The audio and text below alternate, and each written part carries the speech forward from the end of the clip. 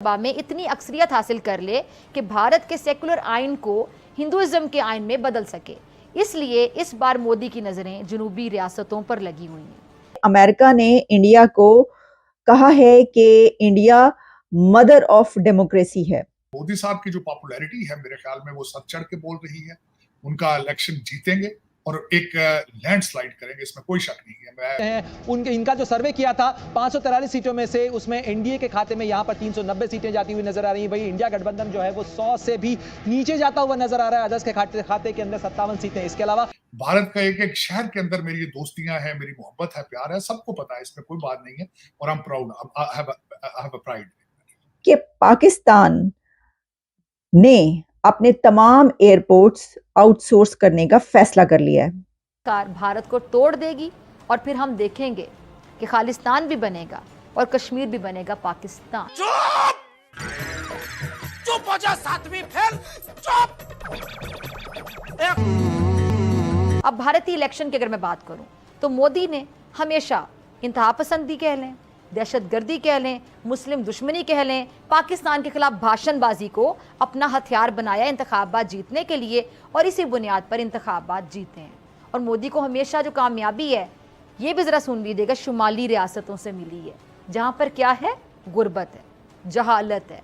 और इसीलिए मोदी अपने झूठे भाषण से, ड्रामेबाजियों से शुमाली रियासतों में रहने वाले बेचारे मासूम गरीब हिंदुस्तानियों को आसानी से बेवकूफ़ बना लेता है। देता उनको कुछ भी नहीं है, ऐसा भाषण बस बोलता है, उनके जो मजहबी जज्बात हैं उनको उभारता है और फिर इसे वोट में बदलकर कामयाब हो जाता है। अब मसला क्या है? मसला ये कि खाली यहाँ से कामयाब होकर ये हिंदुस्तान के सेकुलर आइन को नहीं बदल सकता। इसके लिए ज़रूरी ये है कि बीजेपी जुनूबी रियासतों से भी कामयाबी हासिल करे और भारतीय लोकसभा में इतनी अक्सरियत हासिल कर ले कि भारत के सेकुलर आइन को हिंदुइज्म के आइन में बदल सके।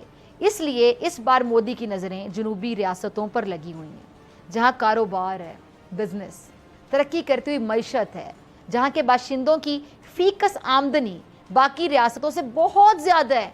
अब इसीलिए नरेंद्र मोदी की राल टपक रही है, वो उन रियासतों को काबू करना चाहता है। लेकिन मसला ये है कि यहाँ के बासी एजुकेटेड हैं, पढ़े लिखे हैं, बाशऊर हैं, वो मोदी की चिकनी चुपड़ी बातों में नहीं आने वाले। जनूबी और शुमाली हिंदुस्तान की ये तकसीम इतनी क्लियर हो गई है, इतनी वाज़ेह हो गई है कि अब इसकी वजह से हिंदुस्तान के टूटने का खतरा भी पैदा हो चुका है। और ये बात आलमी जरीदे ब्लूमबर्ग ने अपने तज्जिये में कही है। मैं रिपोर्ट के कुछ हिस्से आपके साथ शेयर कर लेती हूँ, ज़रा सुनते जाइएगा। इसके मुताबिक भारत इस वक्त बाकायदा 2 ब्लॉक्स में तकसीम है। जनूबी ब्लॉक उभरता और तरक्की करता और शुमाली ब्लॉक पसमानदा है। जनूबी और शुमाली ब्लॉक की जो बढ़ती जुग्राफियाई तकसीम है उससे हिंदुस्तान के टुकड़े होने का इम्कान है। शुमाली ब्लॉक में हिंदी ज़बान, मर्दाना हिंदू शनाख्त की सियासत और मुसलमानों पर जुल्म व सितम है। जरीदा ये लिखता है कि जनूब नया हिंदुस्तान है जहाँ पे दौलतमंद हैं, यहाँ से मोदी की पार्टी को वोटों का कम हिस्सा मिलता है। बीजेपी गरीब, ज़्यादा आबादी वाले, देही, हिंदी बोलने वाले शुमाल पर इन्हिसार करती है और ये तकसीम इंतखाबात में अहम मसला होगी। तवील मुद्दत में तकसीम ख़तरनाक सूरत हाल में आइनी बहरान भी पैदा कर सकती है और हिंदुस्तान की सिंगल मार्केट को तोड़ भी सकती है।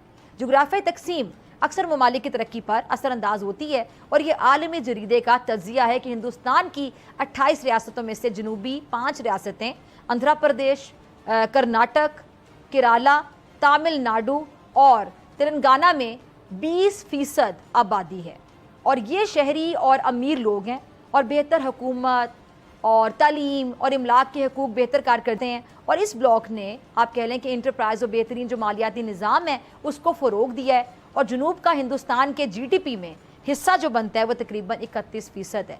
और गैर मुल्की सरमायाकार कारोबारी अफराद की पसंदीदा जगह भी जनूबी रियासतें हैं। मल्टी नेशनल कंपनीज़ के जो नुमाइंदे हैं, डिज़ाइनर्स हैं, आर्किटेक्ट्स हैं और दीगर जो पेशावर अफराद हैं उनका तकरीबन 79% जो मरकज़ है वो जनूबी हिंदुस्तान में है। और मज़े की बात यह कि जनूबी रियासतों की सियासत भी शुमाल से बिल्कुल अलग थलग है। ये लोग मोदी को बिल्कुल घास नहीं डालते। मोदी की जो भारतीय जनता पार्टी है उसका जनूब में बस नहीं चलता और 2019 में बीजेपी के सिर्फ 11% वोटर्स और इसकी जो पार्लिमानी नशिस्तों का महज 10% जनूब से था। और इसीलिए तजियाकार हैं अब ये प्रिडिक्ट कर रहे हैं, ये पेशगोई कर रहे हैं, उनकी प्रेडिक्शन ये है कि मोदी के पास इंतखाबी कामयाबी के लिए हकीकी कौमी मैंडेट नहीं है और ये जोग्राफियाई कशीदगी आखिरकार भारत को तोड़ देगी और फिर हम देखेंगे कि खालिस्तान भी बनेगा और कश्मीर भी बनेगा पाकिस्तान। पागल औरत, तुझे अक्ल है? तू क्या बोल रही है? हुआ कि मैंने बीजेपी का मैनिफेस्टो पढ़ा और मुझे कंपेयर करना पड़ा, कंपेयर मैं करना चाहता था कांग्रेस के मैनिफेस्टो के साथ। कांग्रेस का मैनिफेस्टो अगर देखा जाए तो सिर्फ एक लोकल मैनिफेस्टो, बीजेपी का जो मैनिफेस्टो है मैंने उसको नाम दिया था India manifesto versus global Bharat. मैं बड़े एहतियात से लफ्जों को इस्तेमाल करूं, ग्लोबल भारत का मैनिफेस्टो। बीजेपी का मैनिफेस्टो के अंदर ग्लोबल साउथ चाइना सी के बारे में, ग्लोबल साउथ के बारे में बात की गई है, डायस्पोरा के बारे में बात की गई है, उस सागर के बारे में बात की गई है कि हमने इंडियन ओशन के अंदर अपना रोल क्या प्ले करना है, मिनरल्स के साथ क्या करना है।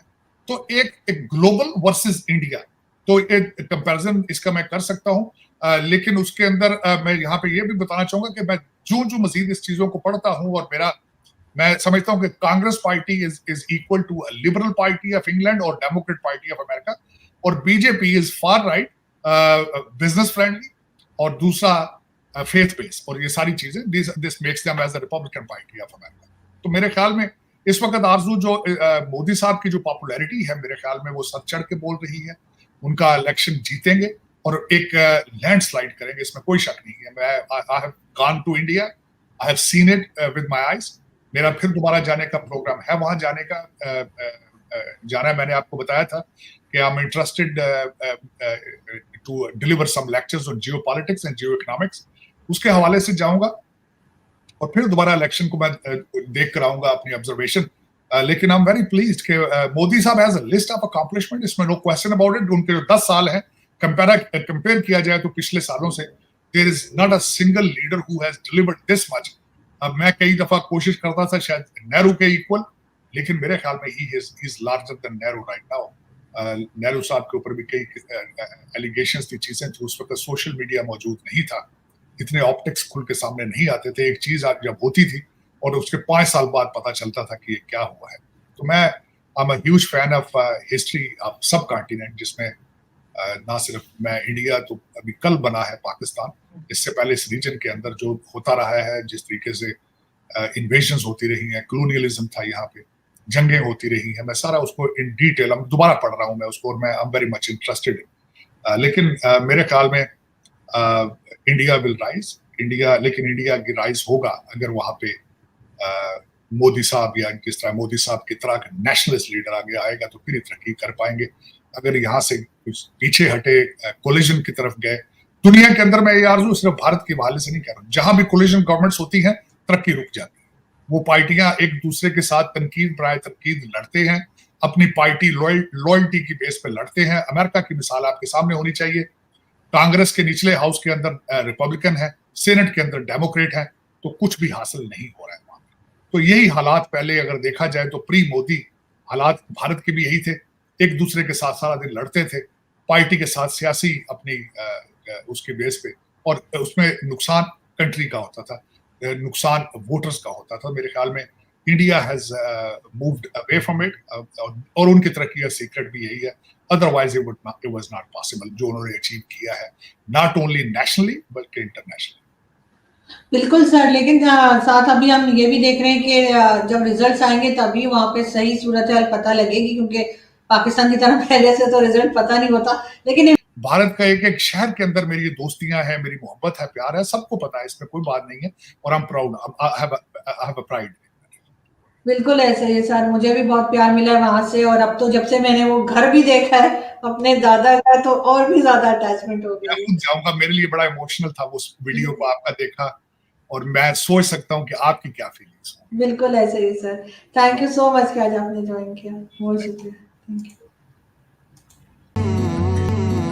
तो दोस्तों कैसी लगी आपको ये वीडियो, कमेंट सेक्शन के अंदर ज़रूर बताएं, अपनी राय ज़रूर दें, और अगर आपको ये वीडियो पसंद आई है तो वीडियो को लाइक करना ना भूलें और चैनल को सब्सक्राइब ज़रूर करें साथ ही में बेल आइकन जरूर दबाएं ताकि लेटेस्ट वीडियो आप तक पहुंच सके। जैसा कि हमने इस वीडियो में देखा कि साजिदार और कमर चीमा ने बातें करी इंडिया के करंट टॉपिक्स के ऊपर, जैसे कि जो इलेक्शन भी नज़दीक आ रहा है और उस पर जो साजिदार ने बताया कि कैसे जो मोदी जी है हाल ही में 10 सालों में जो काम किया है उसके अकॉर्डिंग वही जीतेंगे, और जो केजरीवाल है वो अरेस्ट भी हो गए हैं। साथ ही में जो साजिदार ने यह भी बताया कि कैसे किसी देश को चलाने के लिए बड़ी बड़ी डिग्रियों की ज़रूरत नहीं होती है। मोदी जी जो कि एक आम आदमी थे, पॉलिटिक्स के अंदर आकर और उन्होंने पूरे इंडिया का नक्शा ही बदल दिया।